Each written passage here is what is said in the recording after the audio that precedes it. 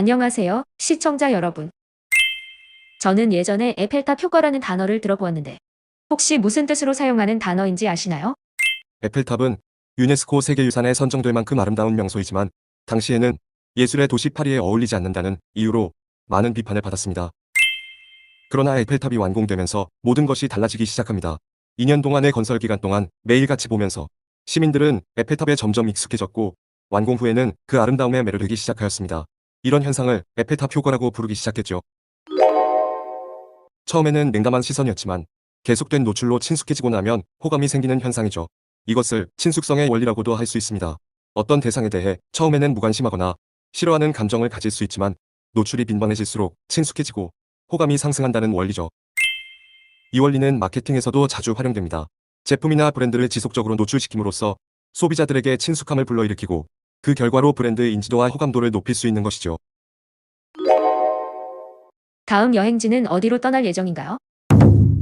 새로운 여행지는 바로 로맨스의 도시 프랑스 파리입니다. 프랑스는 코로나 팬데믹 사태 이전부터 지금까지 줄곧 관광객 방문이 압도적으로 가장 많은 세계 관광대국 1위를 차지하는 국가입니다. 두 번째, 프랑스는 이탈리아 59개, 중국 57개에 이어서 유네스코 세계유산 52개를 등재하여 세계 3위를 차지하고 있을 만큼 가치 있는 세계유산을 많이 보유하고 있는 문화 강국이기 때문입니다. 다시 말하면 시청자 여러분들께 보여드릴 내용도 많다는 뜻이죠. 그런데 프랑스에는 유네스코 세계유산이 52개나 있고 그 외에도 볼 것이 너무나 많은데 그 중에서도 가장 유명하고 볼만한 가치가 있는 곳 몇 곳을 우선적으로 추천해 주시겠습니까?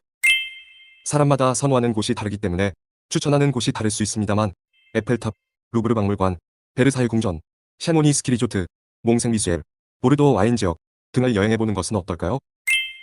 그 중에서도 오늘은 세계문화유산이기도 하고 매년 약 700만 명의 관광객이 방문하는 세계에서 가장 인기 있는 관광명소 중 하나인 에펠탑을 첫 번째 방문지로 추천드립니다. 에펠탑은 프랑스를 상징하는 랜드마크로 파리 전경을 한눈에 감상할 수 있다는 장점과 낭만적인 분위기도 빼놓을 수 없기 때문이죠.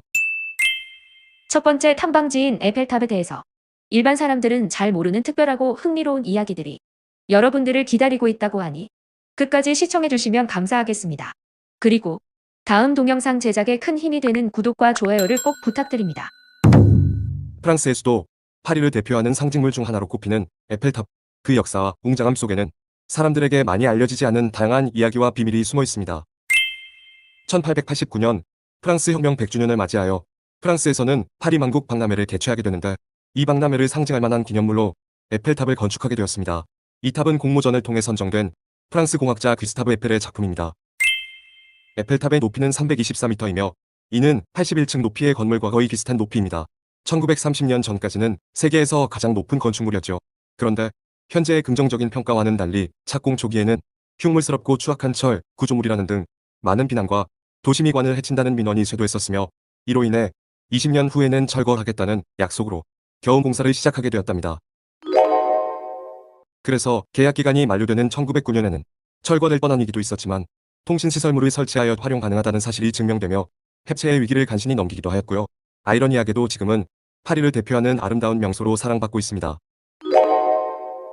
에펠탑은 관람객을 위해 3개의 층이 개방되어 있습니다. 1층과 2층은 계단과 엘리베이터를 이용하여 오를 수 있으며 1985년 이후부터는 야간에 매 시간 정시마다 에펠탑에서 아름다운 조명쇼가 펼쳐집니다. 그런데 그 당시의 기술로 어떻게 그렇게 빨리 공사를 끝낼 수 있었을까요? 몇 가지 이유를 요약해보면 첫 번째, 에페르님이 수많은 철교를 건설한 교량 전문가였으며 아울러 그는 1885년에 이미 미국 뉴욕에 자유의 여신상을 세우기 위한 철골 구조를 제작하는 등 풍부한 경험을 가지고 있었습니다. 두 번째 이유는 산업혁명으로 인한 제철 산업의 발달과 엘리베이터의 발명이 있었습니다. 기존보다 우수한 철 강제는 석재보다 가벼우면서도 강도, 연성, 편리성 측면에서 훨씬 뛰어났습니다. 또한 1853년에 미국의 엘리샤 오티스가 발명한 엘리베이터 등 여러 회사들이 만든 고기능 엘리베이터가 설치되어 빠른 시간 내에 작업이 진행될 수 있었기 때문입니다. 엘리베이터는 높은 곳까지 인부와 자재를 쉽게 옮길 수 있게 해주었으며 관광객들이 전망대까지 쉽게 올라가 아름다운 파리 시가지 전경을 감상할 수 있게 만들어 주었습니다. 파리 시민들과 지식인, 예술가들은 왜 그렇게 강하게 에펠탑 설치를 반대했을까요?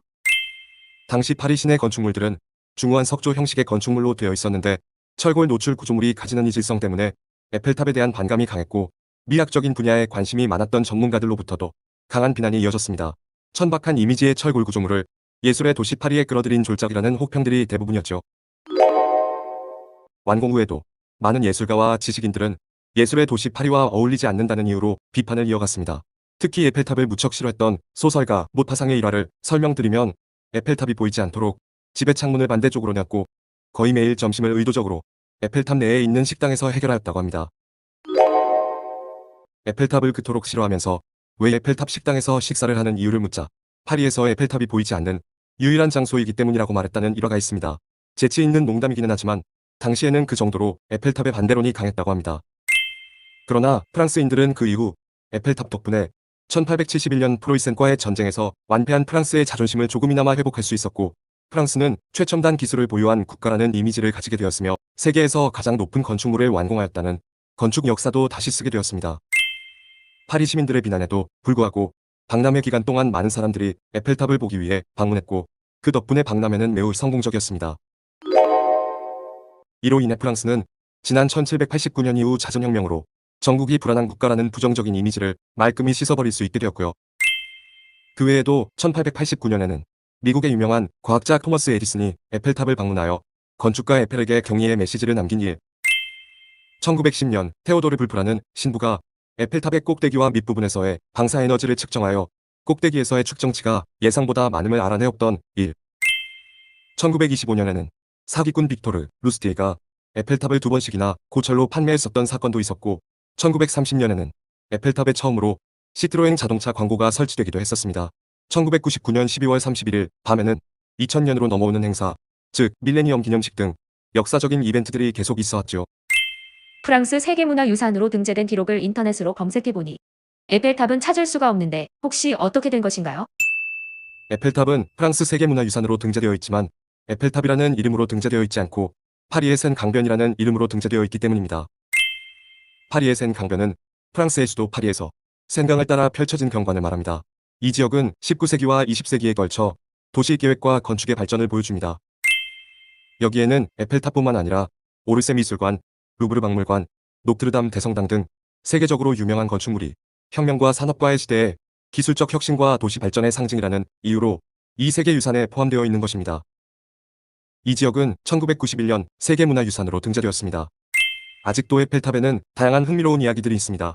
에펠탑의 원래 높이, 에펠탑 12개의 케이블, 에펠탑에서 자전거 이동, 에펠탑의 숨겨진 방, 에펠탑의 1만 8천 개의 부품과 250만 개의 리벳, 에펠탑의 다양한 색상, 에펠탑의 다양한 용도, 초상화 숨김 게임, 에펠탑의 높이 변화, 원래는 파리에서 떠날 예정이었던 에펠탑, 1일 에펠탑 동선, 에펠의 음악 취향, 이러한 이야기들은 시간 관계상 시우치 동영상으로 제작하여 업로드해드리겠습니다.